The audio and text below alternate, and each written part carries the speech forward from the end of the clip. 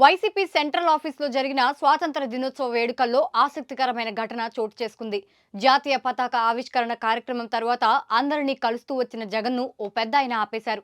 నీకు బాగా దిష్టి తగిలిందయ్యా, అందుకే ఓడిపోయారు అని దిష్టి నేను తీసేస్తా చూడంటూ తన చేతిలో ఏముందో తెలియదు కానీ జగన్ చుట్టూ దిష్టి తీసి బలంగా నేలకేసి కొట్టారు. ఇదంతా చూస్తున్న జగన్ తనదైన శైలిలో చిరునవ్వులు చిందించారు.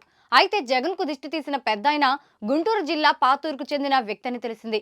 కాంగ్రెస్ పార్టీలో సుదీర్ఘకాలం పనిచేసిన ఆయన వైసీపీ స్థాపించినప్పటికీ జగన్ అంటే ప్రాణంగా పనిచేస్తారని స్థానికులు చెబుతున్నారు. మొత్తంగా ఆ పెద్దాయన చూపిన ప్రేమపై పార్టీ శ్రేణులు ఆనందం వ్యక్తం చేస్తున్నారు.